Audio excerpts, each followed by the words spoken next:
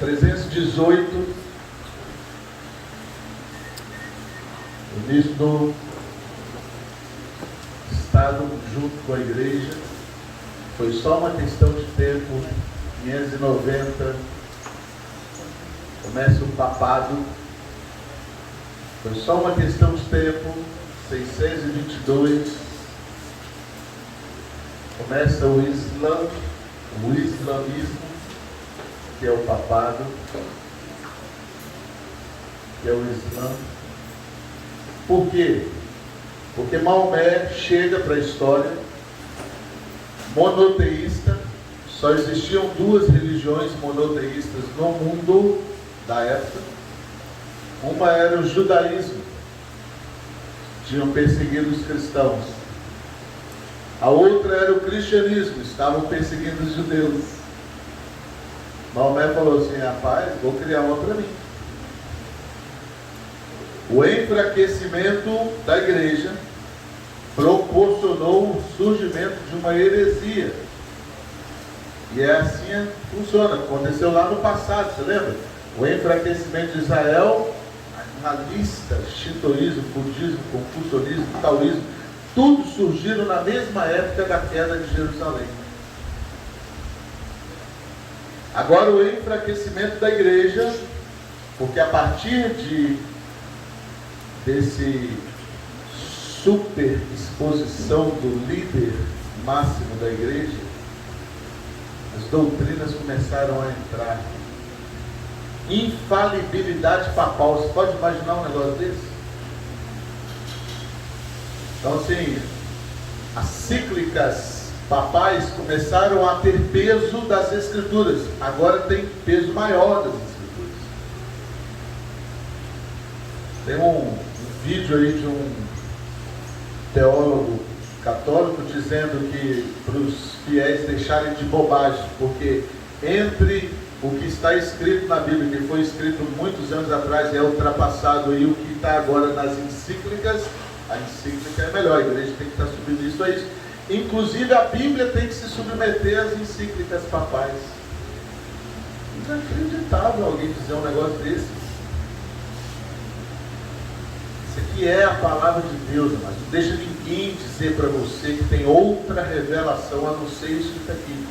Não deixa nem mesmo você, porque assim, ao longo da história, por causa das perseguições, você vai ser levado a tomar atalhos. Mudaram até o versículo chave agora de missões, né? O versículo agora é: ide por todo mundo e tirai bastante fotografias. Porque o que você vê são fotografias, estatísticas, fraudes, só para aparecer no mural da igreja. Olha aqui o grupo que eu estou evangelizando. É nada. Falou que ia dar um cachorro quente, juntou um monte de faminto, tirou uma foto. Mas não se iluda, isso pode fazer muito bem para o grupo onde você está, isso pode aparecer muito bem nas estatísticas. Mas Deus olha e fala assim: foi para isso que eu chamei esse rapaz. Não se iluda com números, meu querido. Números são importantes, mas quando a Bíblia diz: o meu Pai vai ser glorificado, que você dê muitos frutos, não quer dizer números. Frutos de arrependimento. Talvez você vai ficar 50 anos num lugar, vai ganhar um. E esse que você ganhou vai ganhar multidões. Mas se você fez o seu melhor, se você produziu o que você tinha, Deus vai olhar e falar assim: perfeito. Vou te contar duas histórias. Uma eu não presenciei, eu ouvi a história. Mas isso me emociona toda vez que eu lembro. Dos missionários que vieram dos Estados Unidos para começar missões aqui, estou falando missionários de Bethany, do qual o pastor Larry entrou no meio.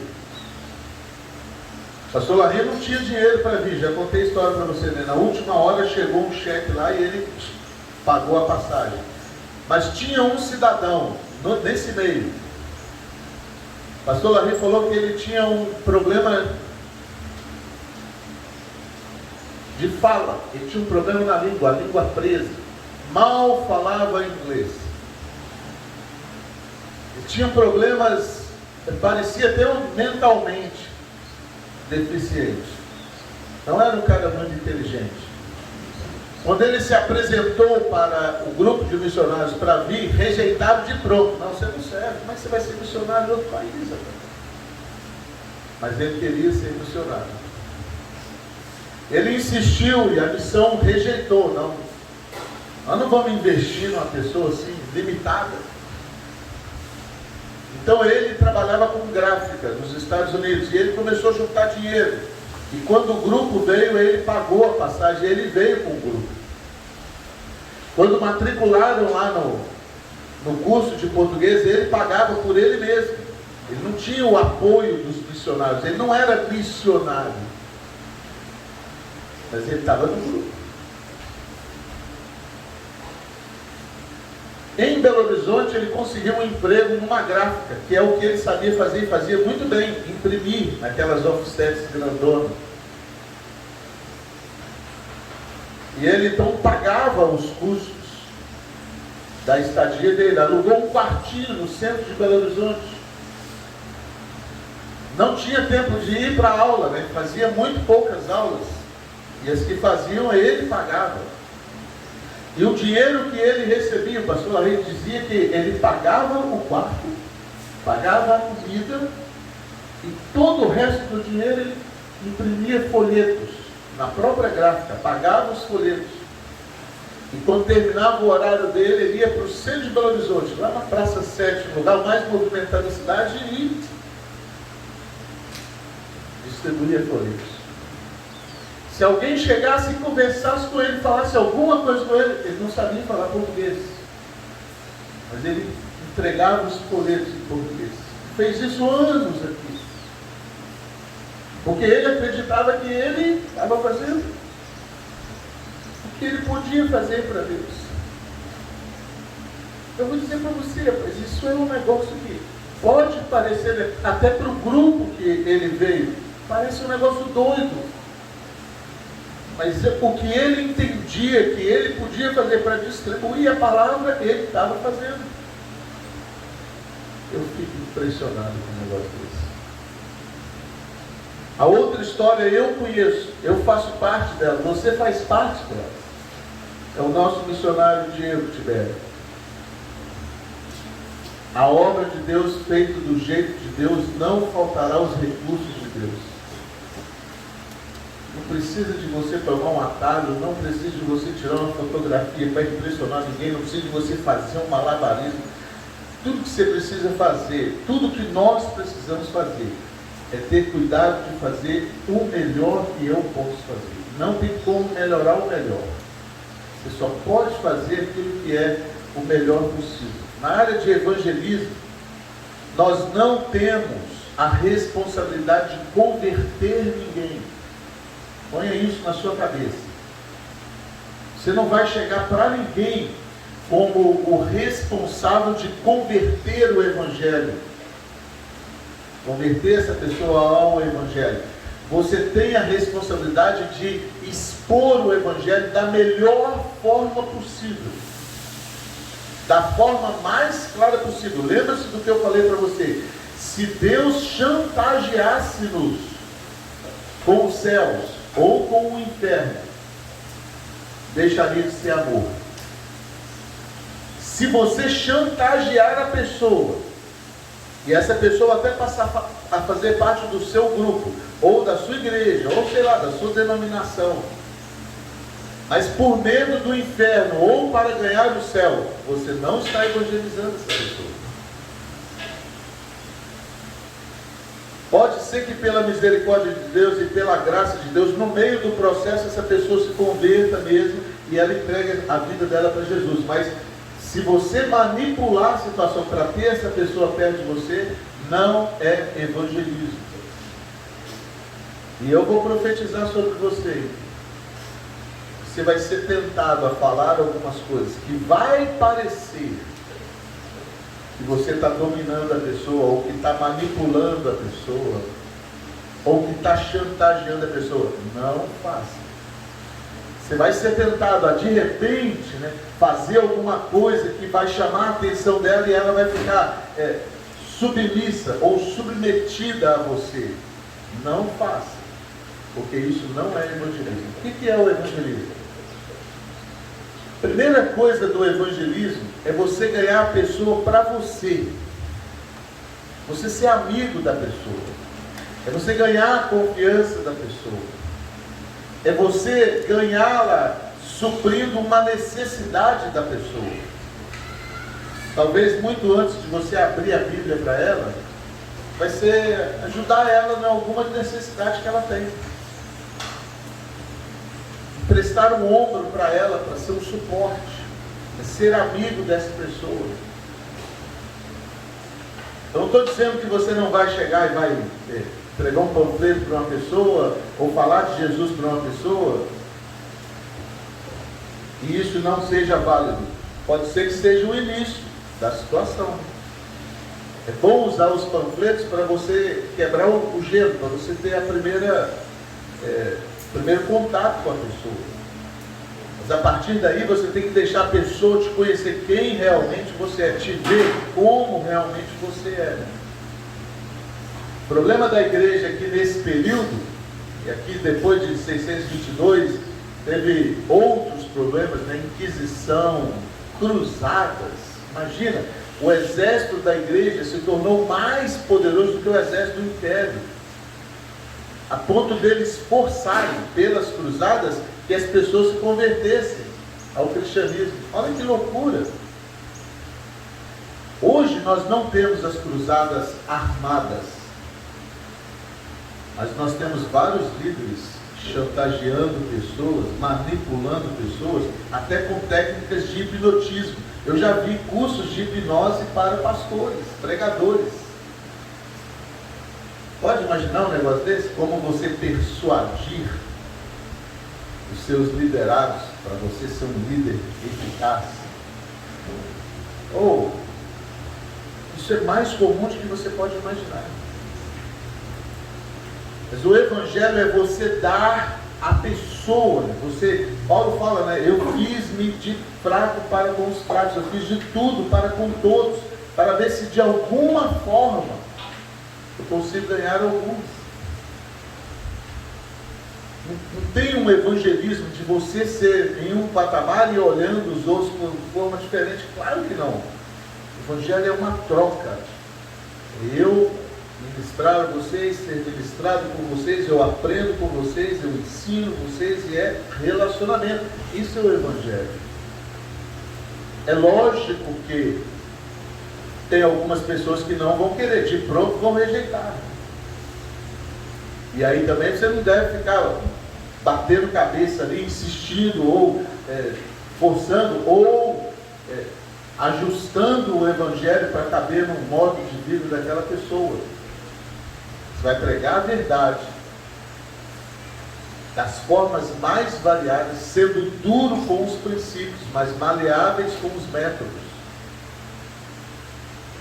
até ver Cristo gerado no coração daquela pessoa, fazendo de tudo para com todos. O lindo do evangelho é que Deus dá a você o direito de você escolher a quem você quer trabalhar. Não, eu quero trabalhar com muçulmanos em país fechado. Parabéns para você, pode ir. Eu quero trabalhar com índios lá que não tem a Bíblia, eu quero fazer tradução da Bíblia. Maravilha! O dia que o pastor Diego Tibério saiu para ir fazer um curso de linguística, que custava R$3.000 por mês, ele e a esposa, ele tinha 15 centavos no bolso. E tinha até o dia seguinte para chegar até Brasília. 15 centavos. E ele saiu lá da igreja, foi até Brasília, ficou lá 2 anos. Ele estudou num ano, a esposa estudou no ano seguinte. Formaram, já tem 7 que estão dentro da... Nunca faltou recurso para eles. Nunca. Mas é nessa disposição aí. Quando você tem 15 centavos, eu vou para Brasília.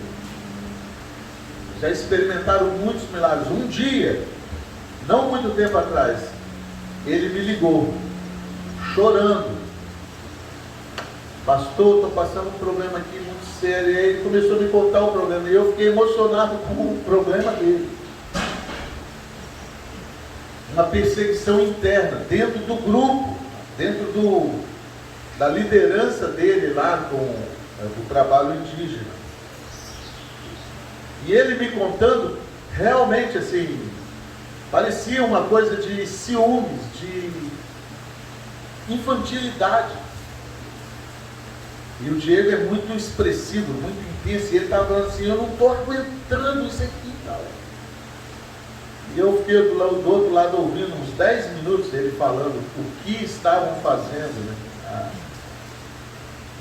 E realmente era um negócio muito triste. E eu fiquei do outro lado pensando assim, Deus, me dá uma palavra para eu falar para esse homem, o que eu vou falar para ele? E aí na hora que ele deu uma folgazinha, eu falei assim, Diego, sabe o que aconteceu? Você se preparou para a picada de cobra, você se preparou para lutar com uma onça no mato aí, rolar, porque ele já tinha dado provas disso. Você se preparou para de repente o barco afundar num rio, você nadar e tirar suas filhas e sobreviver, porque ele tem coragem para isso. Mas você esqueceu de se preparar para isso daí. Agora Deus está te dando uma oportunidade de você afiar sua ferramenta. Não acha ruim não. Agradece esse homem aí que ele está te ajudando. Vai te ajudar não. Você vai aprender muito com essa perseguição.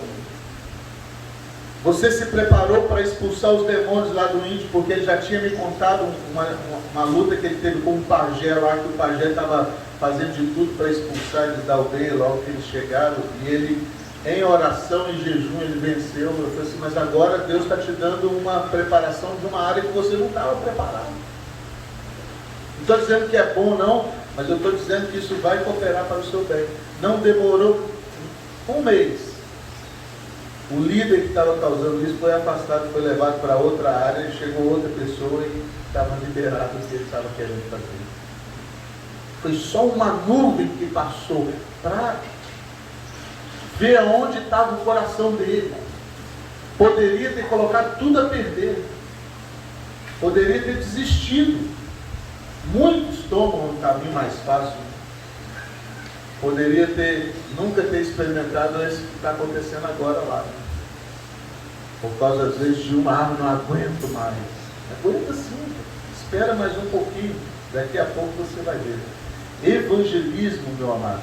Você tem a liberdade para você escolher, mas você tem a responsabilidade daquilo que você escolheu. Muitas pessoas me perguntam assim, mas pastor, como é que eu vou saber o meu ministério? O seu ministério já está decretado. É fazer muitos frutos. Não é só dar frutos, não. É muitos frutos. Como você vai fazer isso? Comece usando aquilo que está nas suas mãos. O que você gosta de fazer? Porque veja bem, fazer um projeto missionário para daqui 5 anos, sem ser o que você está fazendo hoje, se você não está fazendo aqui, você não vai fazer lá. Fazer um projeto missionário lá para o meio dos países fechados para o Evangelho, você não consegue bater a porta do vizinho aqui para mostrar o Evangelho para ele, ou não é agradável, né? Como a gente falou aqui, né? Tem gente que é uma bênção quando chega, uma bênção quando vai embora. Né?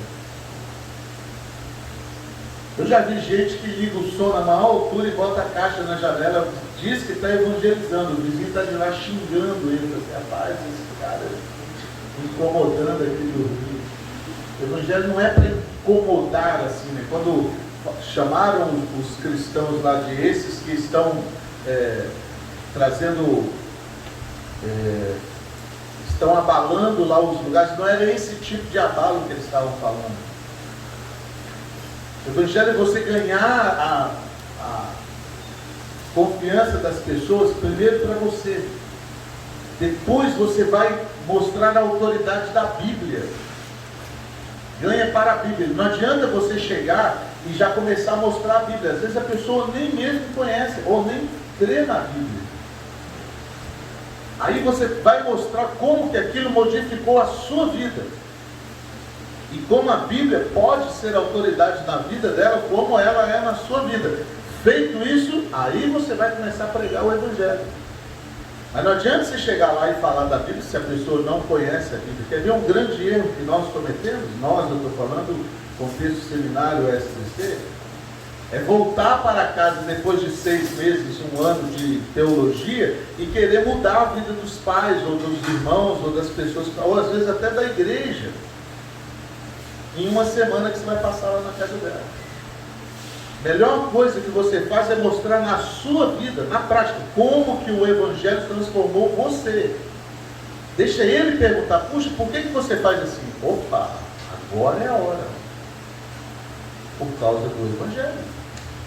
Por que você faz desse jeito? Porque o Senhor está me mostrando isso desse jeito. Aí, nesse caso, a Bíblia passa a ser autoridade para você poder falar com aquela pessoa. Passado esse tempo aqui, quando chega em 1500, da história da igreja, nós temos a reforma da igreja. O que é a reforma da igreja? A proposta dos cristãos era fazer os cristãos voltarem para a Bíblia, coisa que, por causa desses envolvimento aqui com o Estado, tinha se perdido. Estou falando para você que os escritos papais se tornaram mais importantes do que a própria Escritura. A reforma era uma tentativa de retorno das Escrituras. A reforma começa com a proposta de Lutero, quando ele lê Romanos, que está escrito: o justo viverá pela fé. E ele olhou e viu que a igreja estava vendendo indulgências. Ele ficou maluco quando ele viu uma das pessoas que ele estava evangelizando de novo bebendo. E aí perguntou, ele disse: não, eu já comecei lá, já acertei não só a minha salvação, mas a salvação de todo mundo da minha família. Eu comprei a moeda e dei lá. E ele falou: isso não pode ser a realidade, porque o justo viverá pela fé, não por indulgências. E daí então rompe-se essa teologia ruim com a reforma, um retorno para as Escrituras, ou pelo menos uma tentativa de retorno. Infelizmente, meu amado, se você for honesto em olhar para o tempo de hoje, nós estamos precisando de outra reforma. Porque na época de Lutero, o que chamou a atenção era eles estarem vendendo um pedacinho do céu na terra. Hoje, descaradamente, nós temos pessoas vendendo um pedacinho da terra. Não, você vai melhorar. Se você fizer isso aqui, se você der uma oferta, se você fizer uma campanha, você vai prosperar, você vai pagar suas dívidas, você vai ter mais saúde, Estão vendendo bênçãos aqui da terra. Eu acho, sincero e honestamente falando, que a época de Lutero era até melhor. Pelo menos você já comprava o céu, né? Você já estava garantido no céu. Vender coisas da terra. Manipular o Evangelho para vender facilidades na terra. Isso não é para nós. Chegar para uma comunidade desesperada e falar assim: não, vão lá na igreja que o seu problema vai resolver. Isso não é legítimo. Isso é uma tentativa de manipular com o Evangelho. Não tem nada a ver com o evangelismo. O evangelismo é você mostrar como Cristo mudou a sua vida. Como a Bíblia é autoridade na sua vida. Aí você vai mostrar como ela deve ser autoridade na outra pessoa. Esse é o nosso evangelismo. Como é que eu vou saber qual é o meu ministério, pastor? Muito simples. O que você tem nas mãos aqui agora? Quais são as habilidades que você tem, que você está desenvolvendo para o reino? O que tem disponível aqui para você? Lembra-se de Moody, que eu mencionei aqui? Eu quero dar aula. Simples. Consiga os seus alunos e pode vir dar aula. A sala dele foi a maior. Você crer naquilo que transformou a sua vida e você agir com tudo que você tem para que isso seja também realidade na vida de outras pessoas. Começa com o que você tem. Estava vendo o Anderson ali na escolinha de futebol. Essa é uma coisa comum. Mas quantas possibilidades pode vir? Através do esporte. Através de uma habilidade que você tem, através de uma facilidade que você tem em qualquer que seja a área. Evangelho é vida na vida. É você tocar as pessoas com aquilo que você tem. Começa com o que você... Talvez não vai ser esse o ministério dele. Mas só de estar usando o que sabe fazer, o que tem nas mãos, as ideias vão surgindo. As pessoas vão investindo em você. Quando você menos esperar, você está fazendo coisas impossíveis. Agora, não, eu tenho um alvo de comprar uma espaçonave para evangelizar os marcianos. E você fica só sonhando com isso. Quantas pessoas você está falando? Não, o meu negócio é lá com os marcianos. Não vai chegar. Começa com o que você tem nas mãos. Começa usando o que você tem disponível. Porque uma grande facilidade da gente olhar aquilo que nós não temos para dar desculpa daquilo que nós não estamos fazendo. Se eu tivesse um carro para eu ir lá, eu ia evangelizar. Se eu tivesse a eloquência que aquele ali tem, a facilidade que ele tem. Não. Comece usando o que você tem. E vamos para frente. Eu vou te dar uma estatística que tem aqui no centro do mapa.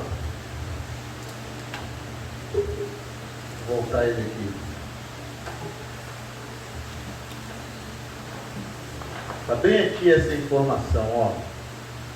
Eu vou desenhar ela ali no quadro para vocês. Para ficar maior. Essa informação está no site da Organização das Nações Unidas, da ONU. E ela fala o seguinte: no início da era cristã, quando Jesus estava aqui na Terra,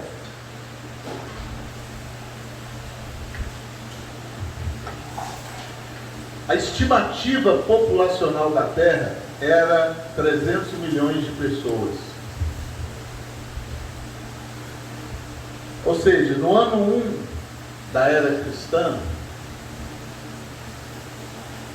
tinha mais ou menos 300 milhões de pessoas habitando na face da Terra. Essa é uma estimativa da ONU. Isso foi uma pesquisa que a ONU fez para observar sobre o crescimento populacional por causa da fome. Eles estavam com medo existe um medo, de não ter como produzir comida por causa do crescimento da população ser maior do que o plantio e faltar comida para as pessoas. Então eles fizeram esse estudo. No ano 1 da era cristã, 300 milhões de pessoas. Levou 1.600 anos para esse número dobrar. No ano 1600,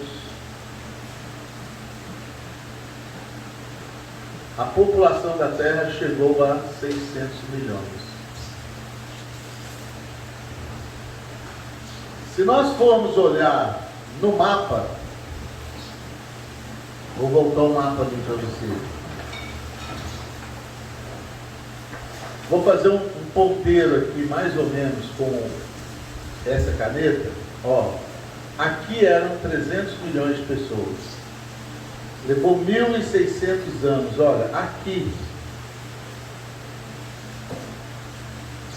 100 anos depois da reforma, foi que a Terra atingiu o dobro daquele número. No ano 1600, o Brasil já tinha 100 anos de descoberta.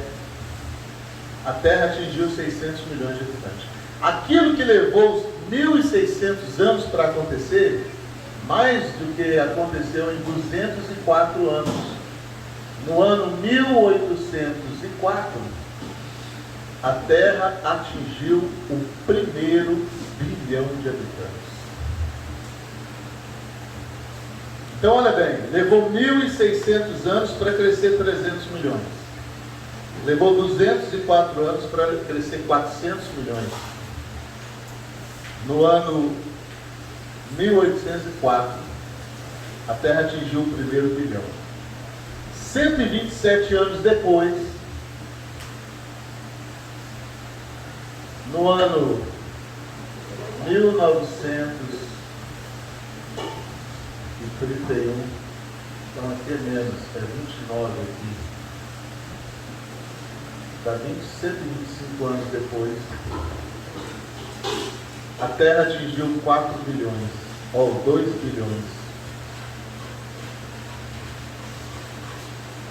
Está vendo só? Olha, 300 milhões, 600 milhões. Depois que atingiu o primeiro bilhão, foi 127 anos. Depois foi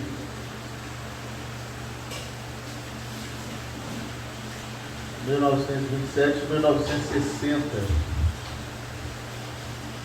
Aqui é 1927. Depois no ano 1960, você faz as contas, 40 e poucos anos aqui, 30 e poucos anos, 33 anos, atingiu o terceiro bilhão.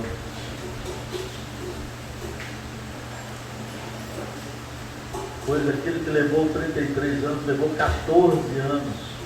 1974, agora muitos de nós já estávamos vivos.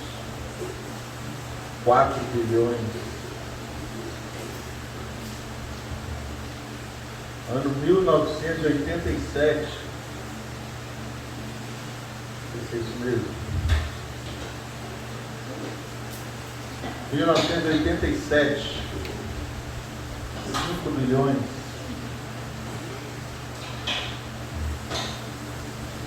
1999. Ó, agora nós estamos falando de pouquíssimos anos, 6 bilhões. A estimativa é que agora nós já estamos perto do 7º bilhão de pessoas na face da Terra. Sabe o que quer dizer isso para mim? Quando eu vi essa estatística, eu fiquei impressionado. Porque aquilo que levava 50 anos para acontecer, está acontecendo agora em um ano. Quando eu era menino, não faz muito tempo isso, tinha um filme que o cara tirava os sapatos, era uma sátira de um espião americano, e ele ligava no sapato dele. E a gente achava aquilo a coisa mais louca que tinha. Porque o telefone que eu conheci era ligado num fio. E era só num posto telefônico que você tinha que ir lá e pedir uma ligação. Pensar num telefone, hoje o celular aí. Nós assistíamos aqueles desenhos do Jetsons, que era pessoas andando, flutuando assim. Hoje é um negócio mais normal que tem. Ó, esse evento que nós estamos fazendo aqui pode estar sendo visto simultaneamente por uma pessoa do outro lado do mundo. Isso era inimaginável há 3, 4 anos atrás. Estava conversando com o Valdeir, ele falando sobre a possibilidade do 5G, como que isso vai revolucionar. E agora já tem um outro fazendo uma coisa que é maior, nem chegou o 5G ainda. Já tem pessoas estudando outros tipos de internet para automatizar coisas que nós nem imaginamos como isso. Imagina Paulo com um recurso desse, Wesley com os recursos desses que nós temos. Acabou a energia hoje. Eu li a Bíblia no celular. Não tem problema. Pode ser no escuro, pode ser dentro do trem, pode ser onde. Imagina, meu amado. Fragmentos dos escritos de Paulo rodavam as igrejas. E quando chegava um pedacinho da carta aos Filipenses, era festa. Nós chegou o capítulo 3, quando é que vai chegar o capítulo 4? Porque eram pedaços que rodavam as igrejas. Está tudo aqui para nós. Sabe o que quer dizer isso? Existem hoje mais pessoas vivas habitando na terra do que todas as outras gerações antes de nós já tiveram acesso. Estamos diante de uma grande multidão, e é exatamente isso que João viu lá em Apocalipse, né? Ele viu uma grande multidão. E o Apocalipse 22 que nós lemos aqui é uma geração doente que precisa de cura, e as folhas da árvore são cura para as nações. Ou seja, o que nós temos é a resposta para a doença dessa humanidade. Está diante de nós. Ah, pastor, mas como é que eu vou usar isso? Use o que você tem, da forma como você quiser, mas use. Seja o mais produtivo que você puder ser, né? Olha, tem uma geração enorme aqui, diante de nós, aqui no Brasil. Eu quero trabalhar com esse tipo de pessoas. Você tem liberdade. Não estou puxando sardinha também para a nossa lição, mas você tem liberdade para, de repente, olha, os confins da terra estão diante de você. Pessoas que um dia estiveram sentadas onde você está, hoje estão do outro lado do mundo, falando outra língua. Tem um missionário, Elisvaldo, está lá na África, a gente falou aqui, né, com vocês. Esse menino saiu lá do bairro de Guarapari. Se o dia que você for em Guarapari, eu levo você lá. Na periferia. Male o português, né? Falando inglês, dando aula em escolas, lá na África. Esses dias ele me mandou um vídeo, ele falando em inglês e a filha dele traduzindo para o Ti, que é a língua de lá, né? Sei lá como é que é o nome da língua. Traduzindo lá, fazendo lá com um povo nativo, que era um povo de uma colônia. Olha as possibilidades, meu amado.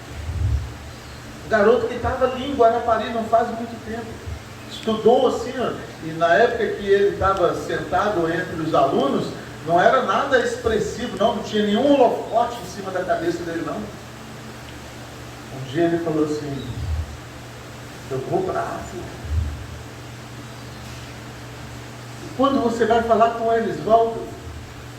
Quando ele fala a palavra África, preste atenção na tonalidade da voz dele, muda. O coração dele arde por aquele lugar. O que você está fazendo aí, Elisvaldo? Ele está fazendo o que aparece nas mãos dele para ele fazer. Incentivado pela missão, eles mudaram para a capital, né? Esse tempo atrás ele me mandou uma foto e falou assim: pastor, estou pensando em começar um grupo aqui, ó, eu falei assim: comece agora. Agora há pouco tempo ele mandou lá as cadeirinhas, tudo na rua. Gente visitando, gente de fora, passou e viu, e foi lá ouvir o que ele tem para dizer. Estão frequentando, aí pessoas de fora. Aí eu falei para ele: Elisvaldo, pega um banner, põe lá na porta, assim, um horário que você vai falar da palavra de Deus, assim, vem ouvir a palavra de Deus tal hora. Se não fez ainda, ele vai fazer, daqui a pouco vai colocar o banner lá. Um menino saiu daqui, ó, poucos dias. Quando ele falou assim: eu vou para a África, talvez muitos até duvidaram. Olha para onde ele está agora. Mas você não vê, eu não vi, nem quando pegou malária lá, o rosto dele triste. A figura que nós temos do Elisvaldo é sorriso. Você pode olhar, olha todas as fotografias que você conseguir dele. Não importa o que está passando, vamos para frente, vamos para frente. Você pode olhar, de repente, não pensa que não teve lutas, teve problema. Ele já pegou malária, a esposa já pegou. Pensa que não teve momentos difíceis, mas você olha para ele e está um brilho nos olhos lá. Vamos para frente, nós vamos conseguir. Agora tem um rapaz lá que conheceu ele, do nada, ofereceu ajudar eles com os documentos. Coisa que às vezes anos missionários ficam no campo e a pessoa viu ele, um agente da imigração, gostou dele, está ajudando ele. Mas por quê? Porque Deus está vendo a necessidade da pessoa. Eu não sei o que você tem em mente quando você pensa em evangelismo, mas eu gostaria de dizer para você: começa com o que está nas suas mãos. Use o que está nas suas mãos. Não pensa assim, na hora que eu terminar o terceiro ano, aí eu vou ter as ferramentas, na hora que eu fizer esse curso. Não, amados. Começa com o que está nas suas mãos. Deus vai acrescentando mais e mais. O mais importante do evangelismo é você ser o mais claro possível falando do evangelho. Os frutos é o Senhor quem vai te dar. Você honestamente apresentando o evangelho, os frutos virão. E Deus vai ser glorificado na sua vida. Eu penso que era isso que nós tínhamos para mencionar sobre a igreja, Hoje nós temos na missão uma necessidade muito grande de expandir o evangelho através de igreja. Tem projetos saindo aí de ribeirinhos, né? Foi agora um casal para trabalhar com ribeirinhos. As possibilidades são enormes. Tem esse trabalho indígena, tem trabalho transcultural, outros países. As possibilidades são enormes. Comece com o que está nas suas mãos, aonde você está. Quando você estiver entregando lá uma cestinha de pão, você não pensa, estou entregando pães, eu estou expandindo o evangelho. Fica atento a todas as possibilidades, a todas as oportunidades. E você vai ver Deus fazendo grandes coisas na sua vida. Deus abençoe vocês. Quero ouvir muito ainda de vocês, né, até os confins da terra.